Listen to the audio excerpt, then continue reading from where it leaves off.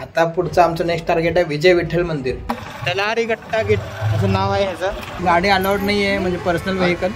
त्यांची E vehicle आहे ज्याच्यातून आपण पूर्ण परिसर फिरू शकतो. 50 रुपयाच्या नोटावर जे मॉन्युमेंट्स आहे त्या रथापाशी आम्ही आलेलो आहोत.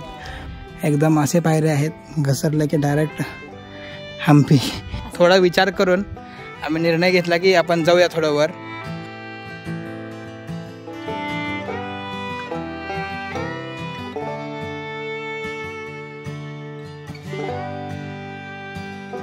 पुन्हा एकदा तुमचं सर्वांचं स्वागत आहे. कोरॅकल राईड नंतर आमचं दुपारचं जेवण झालं आणि त्यानंतर आम्ही रूमवर थोडासा रेस्ट घेतला. आता पुन्हा फ्रेशअप झालोय, मस्तपैकी चेंज केलोय. आता पुढचं आमचं नेक्स्ट टार्गेट आहे विजय विठ्ठल मंदिर. ते बघण्यासाठी आम्ही जाणार आहोत.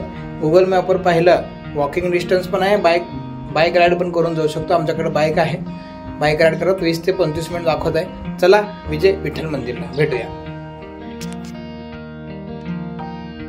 विजय विठ्ठल मंदिरकडे जाण्याचा रस्ता इतका सुंदर आहे, इतका सुंदर आहे की पुढे जाऊच नाही असं वाटतंय. म्हणजे नारळाच्या झाड आहेत, शेजारी केळीची बाग आहे, अतिशय सुंदर वातावरण आहे, गार वारा येत आहे. तलारी गट्टा गेट असं नाव आहे ह्याचं.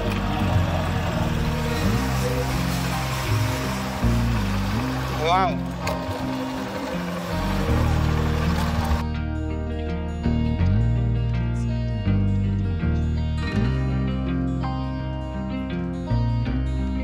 विजय विठ्ठल मंदिर परिसरात आम्ही पोहोचलोय. तिथे गाडी अलाउड नाही आहे, म्हणजे पर्सनल व्हेकल. त्यांची ई व्हेकल आहे ज्याच्यातून आपण पूर्ण परिसर फिरू शकतो. आम्ही जे लोटस महलला जे तिकीट काढले तेच इथं दाखवायचं आहे, एंट्री फी म्हणून. सोबतच बाईक राईडसाठी म्हणजे ई व्हेकलसाठी 20 रुपीज प्रत्येकी, म्हणजे 40 रुपये आमच्या दोघांचे झाले. ते दाखवून धूळ येऊ नये म्हणून पाणी कायम मारतात गेले पाहिजे. आणि स्वच्छता तर खूपच जास्त आहे. ई व्हेकल समोर दिसतंय, हे बघा ई व्हेकल आमचं आलं. यामध्ये आपण बसणार आहोत. अगदी आम्ही दोघं आणि अजून एक पॅसेंजर समोर बसलेत. त्या तिघांना घेऊन ई व्हेकल निघालेले आहे.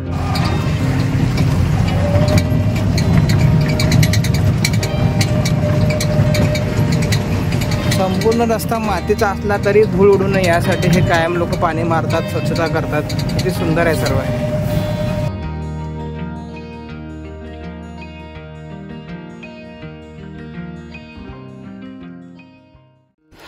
ही व्हेकलमधून उतरल्यानंतर आमचा पुढचा प्रवास सुरू झाला आहे चालत पायी. म्हणजे अगदी 100-200 मीटर असेल. हे गोपूर आहे विजय विठ्ठल मंदिराचं. इथून आपण एंट्री घेणार आहोत. ते मागं दिसतंय लांबपर्यंत ते मातंग हिल. आणि हे असे दगडांचे शहर विजयनगर साम्राज्य. आणि आम्ही फायनली पोचलोय हम्पीच्या सर्वात महत्त्वाच्या ठिकाणापैकी एक.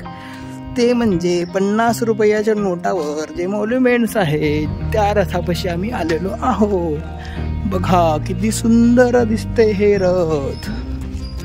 हो हो हो हो. विजय विठ्ठल मंदिर परिसरात आम्ही आहोत. हे आकर्षक असलेलं रथ जे 50 रुपयाच्या नोटेवर आहे. समोरून एंट्री आहे आणि इथं सभा मंडप आहे. बघा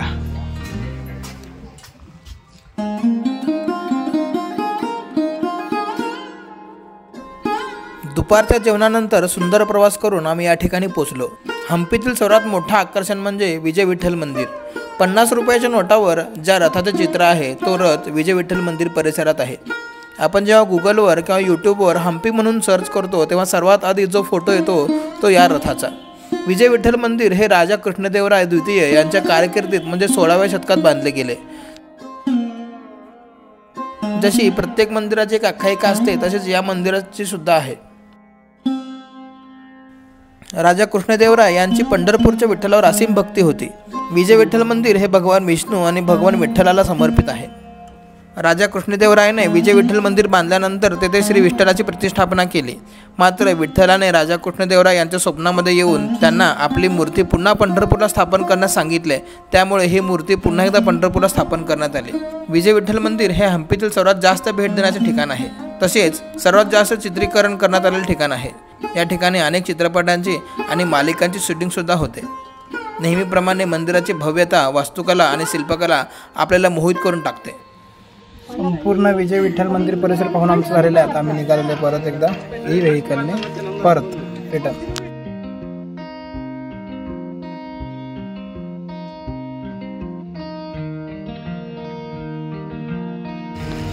विजय विठ्ठल मंदिर पाहून झाल्यानंतर आम्ही ज्या रस्त्याने कायम जातो पण हे मंदिर पाहणं होत नाही अशा ठिकाणी आम्ही आलोय. ते म्हणजे सातशिवे कालू गणेश, म्हणजे एक मोठी गणपतीची मूर्ती आपल्या समोर दिसेल. आणि त्या तिकडे जे दिसतंय ते आहे हेमकूट मंदिर समूह, जिथे काल सायंकाळी आम्ही होतो सूर्यास्ताच्या वेळेला.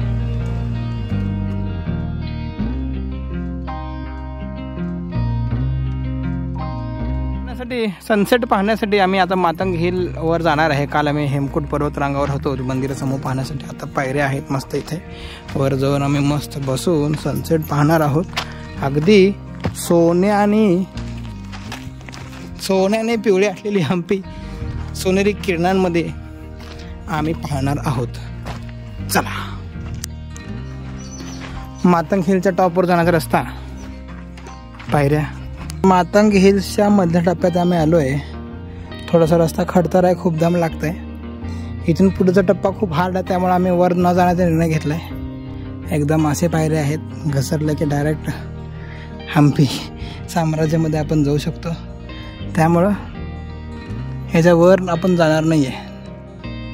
आम्ही परत जाणार होतो पण थोडा विचार करून आम्ही निर्णय घेतला की आपण जाऊया थोडं वर.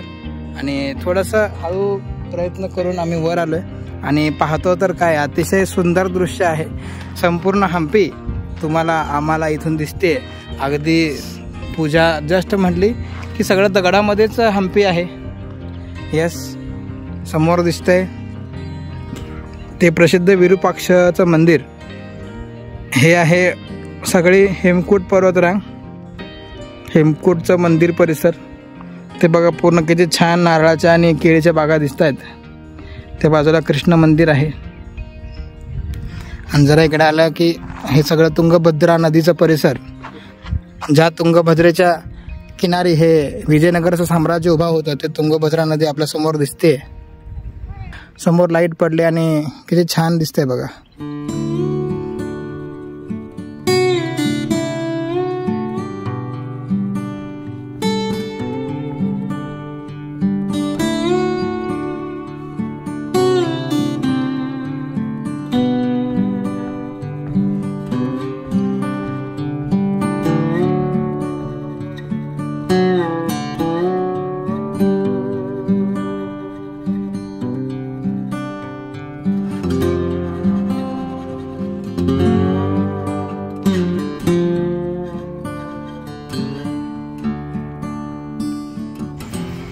शॉपिंग संपून रूमवर गेलो, फ्रेश झालो आहे. आता जेवणासाठी आलो आहे.